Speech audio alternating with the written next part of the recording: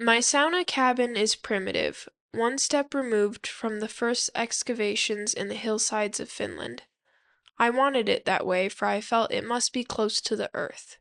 So much a part of the natural environment that simple values would not be lost. Sigurd Olsen.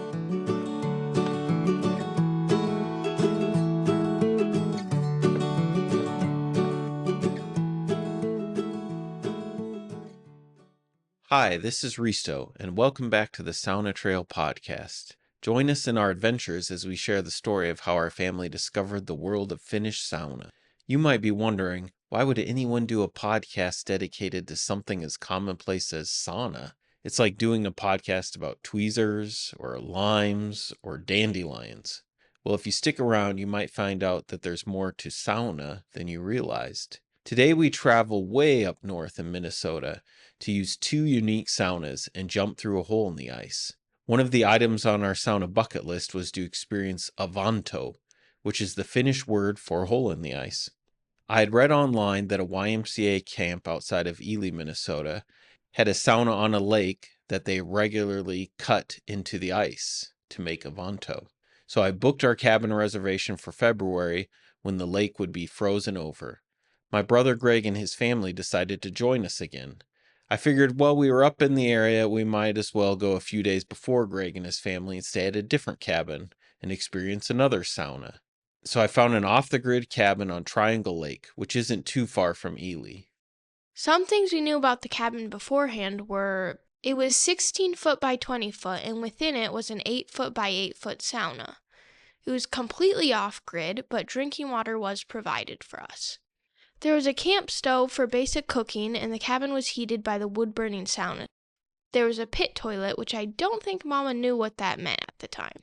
We were supposed to park in a specific lot where we would meet Dave. Dave designed and built the cabin. He was willing to help our family traverse the 2.5 miles from the parking lot to the cabin. The cabin is on an island, and during the winter, the lake freezes over. Our options to get to the cabin were walk, ski, or snowmobile. We chose the last option, so Dave met us with his snowmobile, which had a small sled tethered to it. It took 2 trips for the 6 of us and all our gear. This was the first snowmobile we'd ever been on. I enjoyed it more than I thought I would. It was pretty exhilarating. I was mostly just nervous the entire ride. I thought that we were like gonna fall in the snow and suffocate or something. But we didn't. That's true. Well, once Dave helped us unload after the second trip, he reminded us that he'd be back in 2 days to pick us up. We said our goodbyes, and our last contact with the outside world rode off into the horizon. We were starting to unpack and get settled when Pop said he wanted to walk around the area and explore, and Daniel agreed to go with him. So Nala, Hudson, and I decided to play hide and seek while Mama finished unpacking. Nala was it, and Hudson and I went to go hide in the loft. We started climbing the ladder up to the loft, and we were about halfway up when Hudson somehow managed to lose his footing, fell backwards, and landed on his left elbow on the floor below. Mama heard the commotion and tried to get Hudson to move his arm, but he refused. She was able to help him walk to the couch and sit down, but he was holding his left arm and was in a lot of pain. Yeah, I was trying not to freak out because I saw him land on the ground out of the corner of my eye. And I wasn't sure where Christopher was. And Hudson wasn't wanting to move his arm. He's this active little boy. And all of a sudden he was just like not moving, not wanting to do anything. And it just seemed like forever before Daniel and Christopher returned. I briefly just told Christopher what happened, and we just weren't sure what to do. Like, we had been there for about an hour. So we weren't sure, do we call Dave and try to have him come pick us up and go get x-rays? Do we just wait it out? Like, I didn't see any like protruding bones or anything. So after Christopher and I discussed it, we decided to give Greg a call to get some thoughts from Greg. And after we talked with Greg, we were like, well, maybe we just wait it out a few days. We'll just see how Hudson does. So we had just enough cell coverage to call Greg. We had just enough cell coverage for me to call Camp Du Nord and reschedule with them to see if we could go another weekend so that we could go home after this trip and make sure Hudson was okay. Then, after a few hours of sitting on the couch, Hudson seemed to be doing a little bit better. He had a few snacks. Yeah, I ate granola. So we stayed and we tried to make the best of it. And I think we did. We didn't really do much. There honestly wasn't a whole lot to do. We walked around and went exploring a little bit, but it was pretty remote. And because it was off grid, it got dark pretty early. And then it was like dark, like there's no street lights. And we had a small lamp. Our electronics didn't work because we had very little cell coverage. And so once it got dark, we just kind of went to bed. Yeah, I'm usually a night owl, and I was surprised by how easily I was able to go to bed around 6:30. So one thing that I learned about on this trip was what a pit toilet was. So for those of you who are familiar with what a pit toilet was, you might be chuckling because the city girl didn't know what she was getting herself into. So I realized that a pit toilet is not in the cabin, and it was about how far of a walk would you say? Maybe 40 feet, maybe 100 feet. I don't know. Yeah, I don't remember, but you walked out there and it was just a toilet. There's no building. In the middle of the woods. It's just a toilet in the middle of the woods. The first time I used it, it was just the most bizarre thing because it was slightly snowing. So I'm sitting outside, emptying my bladder, and snow is falling on me. And it was kind of cool, but also really weird for me. I don't know. What did you think, Christopher? I didn't really have a problem with it, except for when it came to nighttime. And I think I remember hearing some wolves outside. And I knew they had wolves up in that area. So the idea of going outside in the middle of the woods and doing my business while wolves might be around wasn't the nicest idea. I think the first night, because we stayed 2 nights, I think the first night we went to the bathroom like several times in the evening. Because, Daniel was young. He was only 5. So in the evening, we went out together multiple times with the kids so that we made sure that no one had to get up in the middle of the night. But I know the first night we still did have to get up in the middle of the night. And so I think we did trek out one time. And then after that, I think the next time Daniel had to go, I just made him go close by the cabin because I just didn't want to walk all the way out there in the middle of the night again. So that was just part of staying at an off-the-grid cabin. It was actually a really nice cabin. He had designed it in such a way so that you had a nice sleeping loft. It was small, but everything was very efficiently put together. A little hangout area down below, a small kitchen. And then the central room of the cabin was actually the sauna. And it was cool because it was heated with a Kuma stove, and it might have been one of the first Kumas that I'd used. And they're made up in northern Minnesota. And you just left the door open to the sauna and it would heat the cabin. And then when you wanted a sauna, you just close the door, fire up the stove a little bit more, and then you wait till it got up to temperature, and then you could sauna in there. There's the ladder that goes up to the loft, and that's actually where we slept, was above the sauna. So the tough part with that was at night when we heated the sauna all day and saunaed, at night, it was actually really warm on that loft. Like, we had to open the windows. It was too warm. It was nice to have the windows up there because we could kind of moderate the temperature there a little bit better. Also, the loft area was pretty small, so I slept down below both nights. And Pops told me what to do if a bear came in the middle of the night because I would be the first person that it would want to eat. And I was terrified. I mean, I think the door locked, so I think I was just trying to scare you. Yeah, I didn't realize that at the time. He successfully scared you. Yeah, I really like the idea of the sauna stove being dual purpose and the efficiency of the cabin. I liked that the sauna stove was heating the sauna and it heated the cabin. I thought that was really neat. And I think a few weeks ago, we had shared up in the UP some of the things that we could do with the sauna, like using it for laundry and dishes. So if you haven't listened to those episodes, go back and listen to those because those are really fun too, to just have that dual purpose for the sauna. We don't have a lot of pictures from this trip. Like I said, we didn't do a whole lot. It was very remote. We went walking, so there's some pictures of us walking, and everything was frozen over. So I think all of this was lakes, like it was between the islands. And we went climbing a little bit, and you can see Hudson's arm is shoved into his pocket so that he doesn't move it too much as he's walking around. He's got his stick in his one hand, but his hand in his pocket with the other. Well, when we got back home, we dropped Christopher and Hudson off at the emergency room to get some x-rays on Hudson's elbow. It wasn't broken, but because of the amount of inflammation that was there, it was really hard to tell if there was actually a small fracture or not. I don't think it bothers you anymore, does it, Hudson? No. So all's well that ends well. So that was our trip to Triangle Lake. And now we'll move on to share about Camp du Nord, a YMCA camp outside of Ely. So Hudson, can you give us a little background information about this camp? Sure. Camp du Nord are French words pronounced du Nord, which means of the north, which is appropriate because Camp du Nord is near the Minnesota-Canadian border, just outside of the Boundary Waters Wilderness area. The camp is situated on Burnside Lake, about 25 minutes northwest of Ely, Minnesota. It's on the same lake as Sigurd Olsen's cabin. He was a well-known author and environmentalist who wrote the quote at the beginning of this episode. His chapter on sauna in Ruins of the North is quite good. Camp du Nord was founded in the 1930s by 3 female school teachers who wanted to create a remote place for families to get away and experience true nature. They had cabins built with the help of local Finnish carpenters. The first to be built was a bunkhouse set on the shore of the lake. It eventually became the log sauna. It's hard to beat the location. The St. Paul YMCA purchased Camp du Nord in the 1960s, and they continue to run it as a family camp to this day. They have the original log sauna and a newer electric sauna.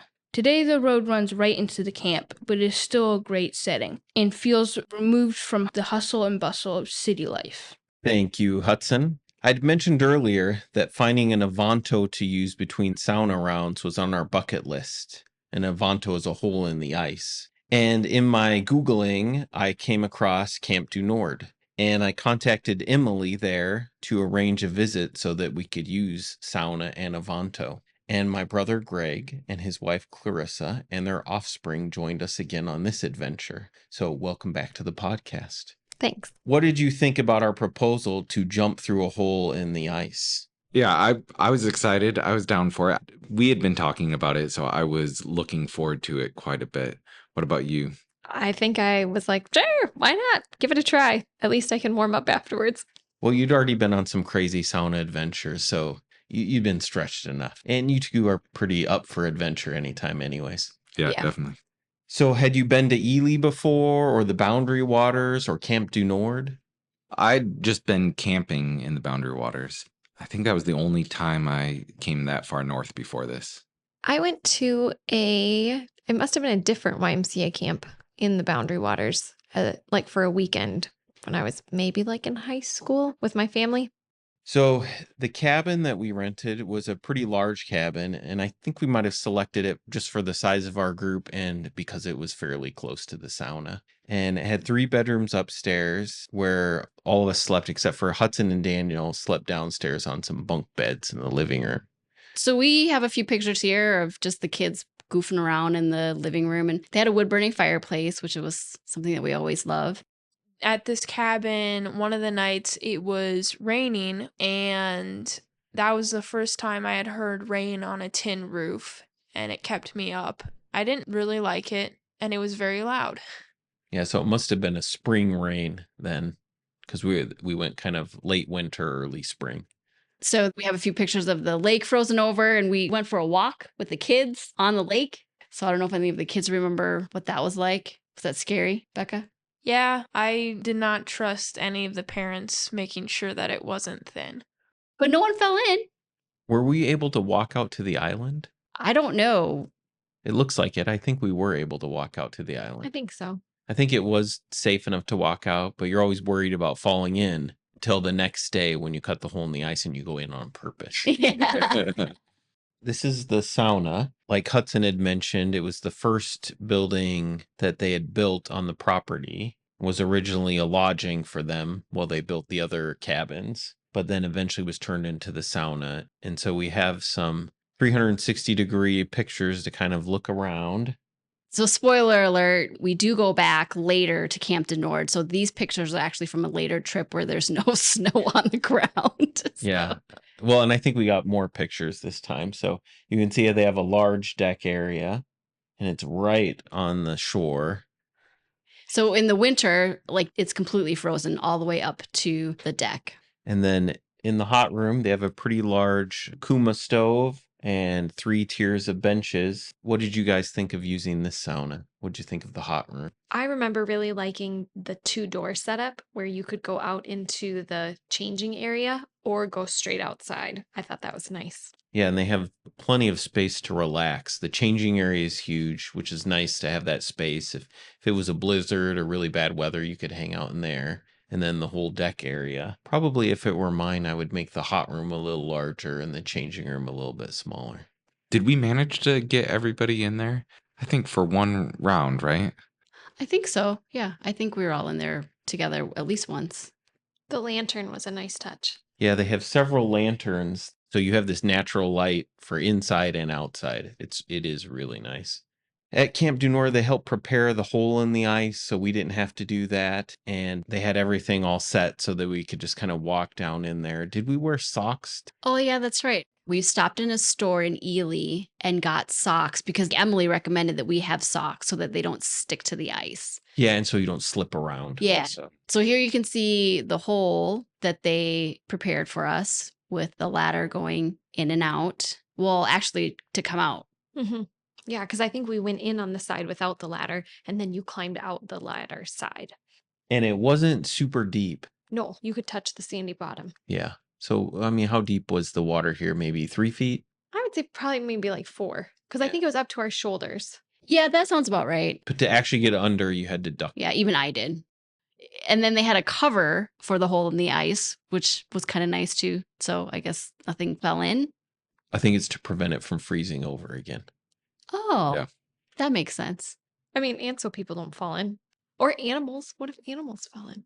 Probably to prevent some animals from falling in as well. So you can see it's not very far from the sauna. And you come out from that door directly from the hot room down the ramp. And then you walk over and jump in, kind of walk or swim to the other side and climb on out the ladder. I think this was at night. We brightened the picture so you can see a few of the lanterns around.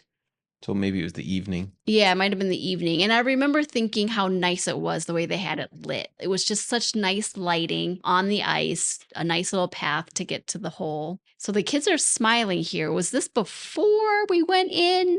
I think so, because the kid's hair looks dry. Yeah. I especially love Nora's face in this picture. I think she doesn't know if she's excited or terrified or both. I remember the conversation with you where you said, well, what if you lose her under the ice? I'm pretty sure I made it, you had to hold on to her. I wouldn't let you Yeah. drop her in. Like, you had to hold her by the hands. You could dunk her. I was totally fine with that. But I did not want to lose a child under the ice. I think I was still on the deck when Nora had her first experience in the water. I don't know where everybody else was, but I remember she screamed bloody murder. She thought we were hurting her. Did you just dunk her quick and then pull her back up and she just freaked out at that? Or what was she freaking out before she went into the water? I think you just held her by the hands and dunked her in. I mean, at this point, I had read like Lauren Goes Wild or where people get like stuck underneath the ice. And so for me, having my parents like making me go in the water just seemed crazy. You didn't want to do it? No. If it was up to me, I wouldn't have done it. If you watch American movies, any scene where someone falls through a hole in the ice, that's not good. It's like you're a goner. And now we're doing it on purpose. To our children. So what did everybody think of jumping in the ice? Like, what were your expectations? Did it meet your expectations? What was it like? I think at this point, we hadn't used many saunas next to a lake. And so for me, this was still fairly early on. And so being able to jump into cold water between rounds was amazing. I think my takeaway was I would definitely do it again. I probably wouldn't go out of my way to make sure that I'm jumping into a hole in the ice. I think knowing what I know now, like I would go do it again, but I want something to lay down next to that. Like I don't want to have to get out of the water and walk all the way back up to the deck to lay on the deck. I want to get out of the water and just lay right there. Wow. Yep. That's good. You know what kind of setup you want. I think I'm similar to you, Greg, where I thought I was expecting it to be something maybe special and magical. And it was cool to like check off the list to say we've done this. But if you go in like pretty cold water anyway, in the 34 to 40 degree range, I'm not sure like going through the hole in the ice is any more special. In fact, it's sometimes nicer to just be able to spread out in the water and swim around. So I think I prefer an open lake. Yeah, same. But I have seen in Finland and Sweden, maybe where they have a larger opening in the ice area. That might be kind of fun to try. Yeah. Is it shallow or deep? Shallow. Okay. Yeah, I could see that being nice. Julie, what about you? I think I was expecting the water to be colder. Like, I think I was surprised when I went in. It was still cold, but, you know, we had been to the UP in Lake Superior, and I didn't feel like it was tons colder than Lake Superior in the late fall. So it was cool to do it and say that you did it, but I think I'm with you, Christopher. I think I like being able to like swim around and actually get completely under the water easier. And when we've been back to Camp du Nord, we've been there when there isn't ice, and it's nice to just be able to walk down that ramp right into the water. Yeah. And especially if it's at night, you're laying back in the water and looking at the stars in the sky. It's pretty good. I can see though, back before there was like running water, to be able to get into cold water like that would have been a huge advantage instead of having to like go to a well and pump the water and try to keep it from freezing. Like, to be able to have a source of cold water in the winter after sauna, I could see where there's like a special place for that. Well, yeah, I mean, that's how you get to the water. Right, in right. winter, so Yeah. I mean, like, we can run a hose now and do that.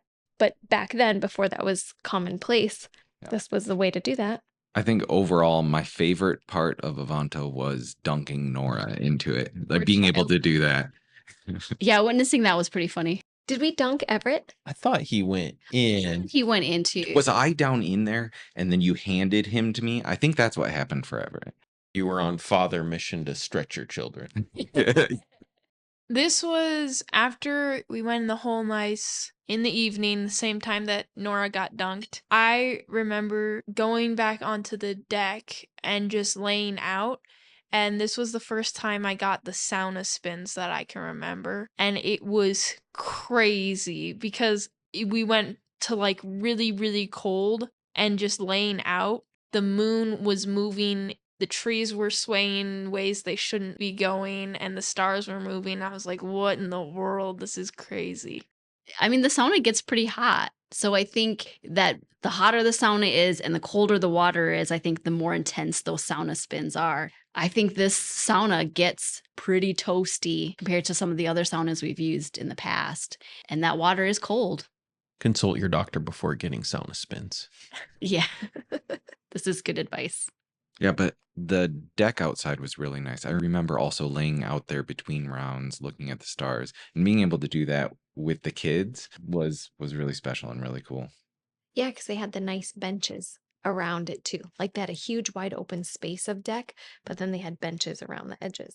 Yeah. I remember that too. Yeah. To be fair, I've never gotten the sauna spins before, no matter how hard I push in the hot room or how long I stay in the cold plunge. So we had a really nice little vacation with Greg and Claire and their kids, and as all good things come to an end, this trip also. So on the morning that we left, it started to snow, and we were kind of watching the weather because we had to drive home, and it was like a 4-hour drive. We had our van. Greg and Claire had a tiny little black Pontiac Vibe. Neither of us had all-wheel drive. So we were kind of watching it and realizing we should probably get going. So we kind of, I think, speeded up our breakfast and packing up and heading out.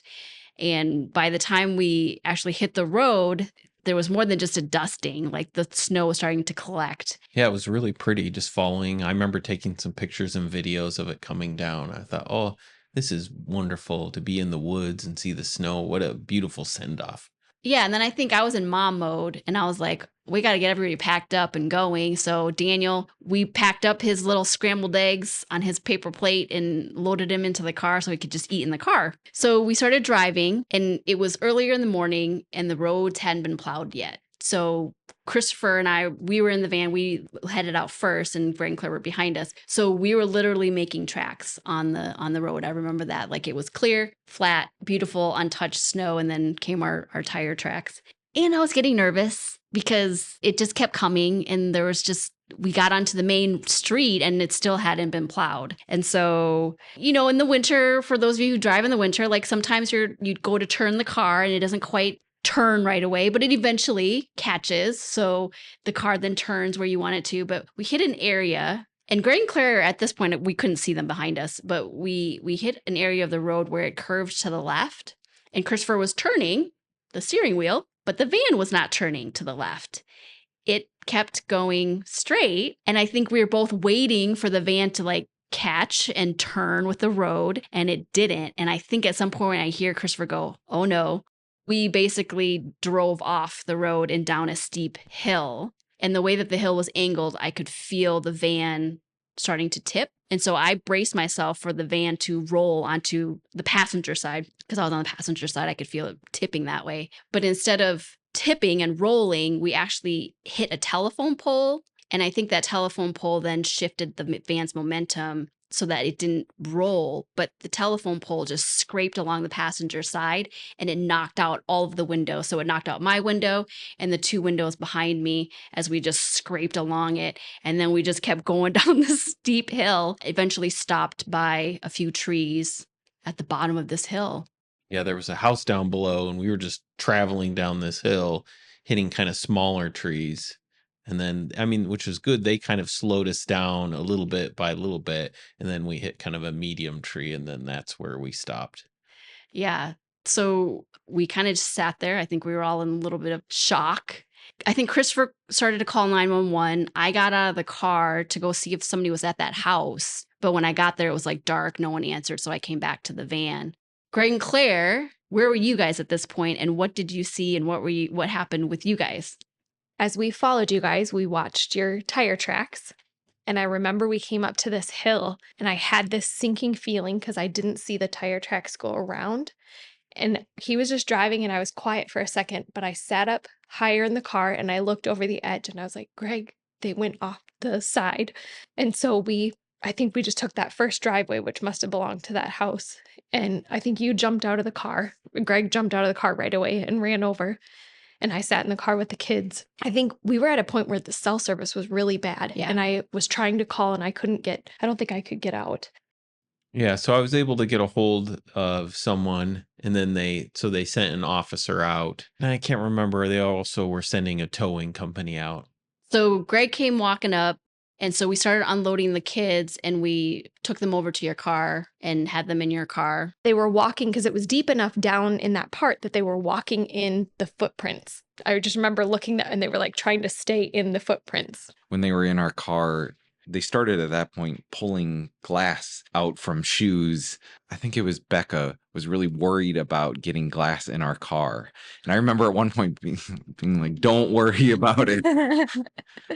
Such a good kid. You said from your perspective, you saw their car right away. When I was driving, all I saw was tracks disappearing. And so at first I had to be like, no, the road is this way, because there was enough snow where I almost followed the tracks and had to catch myself and keep going in the other direction. And it just looked like it disappeared into nothingness. If she wouldn't have been looking that direction, it would have taken us a few minutes. We probably would have kept driving and it would have taken us a few minutes to circle back and realize that you guys were in the ditch. But I think we must have slipped just enough that I was on high alert already because winter driving scares me. And so I think I was just on edge. And then all of a sudden, when I recognized, like when I could tell that the tracks didn't look right ahead of us, it was like panic. So eventually a tow truck showed up, and everyone was over at your car at this point, staying warm. And the tow truck, they hooked up to the van. He asked me to get back in the van because he needed someone at the wheel to help turn things and shift things. So I was like, oh, okay, I can get back in the van. Sure. Then they pulled the van back up the hill, and we got back up to the top, and it must have bumped a little bit and disconnected from the van, and the van went back down the hill again. This time a little bit slower, so I got a second ride with that. But I still distinctly remember, because I was standing there watching the process while they were all over there. I still distinctly remember the look on your face of, oh, shoot, here we go again. Oh, man. And I remember I was over with Claire and the kids in the car. Claire and I were standing outside, and Greg came over and told me what happened with the van dropping back down with you in the van still, Christopher. And I think everything hit me at that moment. And when he told me that you were still in the van, like I just started crying. Like, I think I just lost it for a minute because I was like, what is going on? Why is he in the van? Why did it drop him? Why are we doing this? It took me a few minutes, but I pulled myself back together eventually. I think while you were doing this, a police officer came, and I don't know if Greg was there. I know you and I, Claire, you and I were there. He pulled up to the car. He got out of his car and he looked at us and he goes, "You guys are in an accident?" Like super confused because we were just standing there in a driveway. And Claire and I kind of chuckled. We're like, no, no, no, no, no. And I said, my van went down the hill over there. And he goes, oh, down that gully, or I don't know what he said. It made it sound like he knew exactly where it was, and he made it sound like cars go off the side of the road there a lot. Like, I think it's pretty frequent. In fact, I think he told us that people moved from that house because so many cars kept coming down that hill. And so, I don't know, Claire, you're chatty. I'm like in shock, not really wanting to talk to this police officer, and so I think you said something about why we were there. We were there to sauna at Camp du Nord. And I remember he pulls out his phone while you're like talking, and he pulls out his phone and I'm just like, that's so rude. And he's like looking at his phone and I'm like, he's a grown adult. Like maybe as a kid, I can understand like you're bored with the story of us talking about sauna or whatever. Finally, he stops and he like turns his phone towards us and he goes, "This is the sauna that I'm building." And I'm like, oh, what? And so the story is that his name is Officer Bernie, a really nice fellow. He was telling me the story that his father had planted trees on their land 40 years ago when he was a kid. And now his father, him, and his son have cut those trees down and are building their sauna. So these pictures are of the build. And so what he showed me, I don't think was the finished product. I think they were still in the process of building it when he showed me some of the pictures, but he was really excited to talk about sauna. And it was just a nice break for me from everything else going on. And then he posted this in the wood burning sauna Facebook group. Yeah, I think he joined the group that day and then had posted some stuff. So we said, thank you for helping us so much. And then he posted where he was at in his build process. And then I can't remember if maybe a few months later, he posted the final pictures of his build. And it's super large sauna build. And I think it might be like kind of a guest house and a sauna. Yeah, so that was a really nice kind of highlight from that crazy car crash. So you can see the van at the bottom of the hill there. That picture does not do it justice, though, because the angle makes it look like a very small hill, and it was not that. That was where, when I realized how steep it was how quickly he came back down the hill after the chain slipped off from the tow truck. To me, it was the coolest thing just sitting in the car and eating fruit snacks and watching shows or whatever. I was not worried about it at all. She's like, okay. Well, that's good. That's what we were hoping for with you kids, that you guys would just sit in the car and eat snacks and not worry about what was going on outside. So, Do you remember what you guys watched? Shaun the Sheep. Well, and I was, not only thankful to have you guys there for the adventure, but also to have someone that had our back for when I drove too fast in the winter. What ended up happening was Officer Bernie transported us back into town. We ended up getting a hotel that night. Greg and Claire drove home. Our van got towed. And in the hotel room, we just kept having like pieces of glass falling off of us. I had glass in my hair. I mean, not like sharp glass, but like from the windows. Shoes. Like I think Christopher had some in the cuff of his pants. Like it was just everywhere. Officer Bernie drove us to where the auto shop was, where the van got towed, and we had to unload everything out of the van. The kids were already in Officer Bernie's car.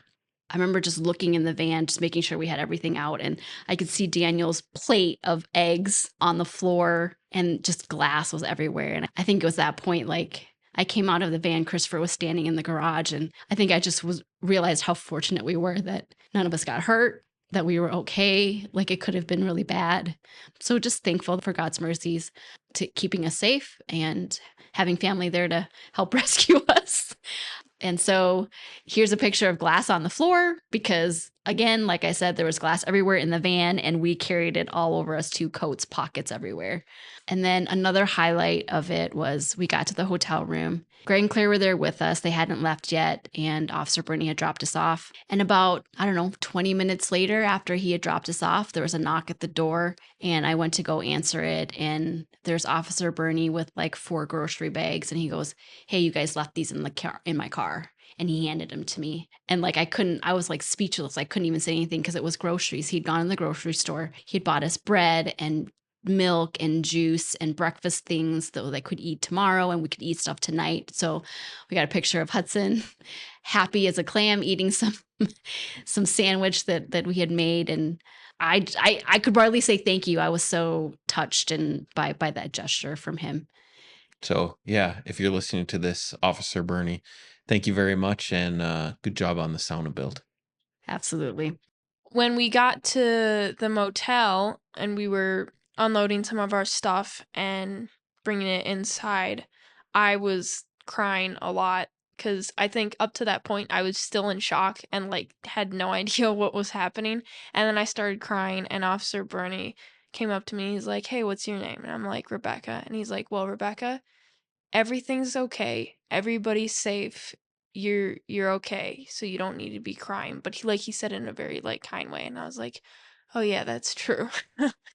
Yeah, we couldn't have asked for a better officer to rescue us off the side of the road. So we spent the night at the hotel. We arranged with Greg for him to come back the next day with my parents' van and pick us all up. So Greg drove back to Ely the next day, picked us up, and then drove us all back home.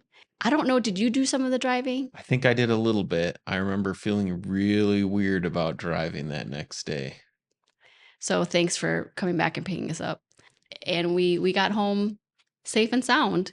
Just one less vehicle. And I can't remember when this was, but maybe like a week later, there was a time when Facebook was testing out making videos of memories for you, and they made us this little video remembrance from our Ely trip that was pretty nice.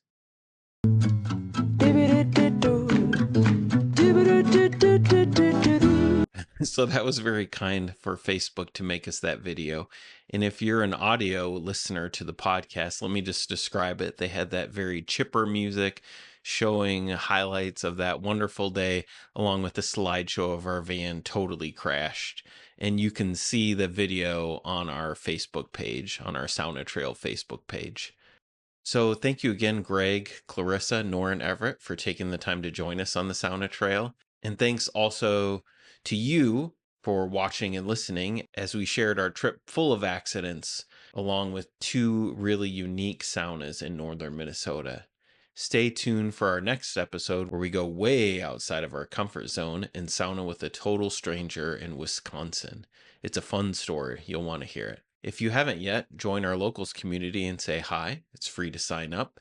You'll get regular updates from us. And if you enjoy our content and would like to support the podcast, Locals has that option as well.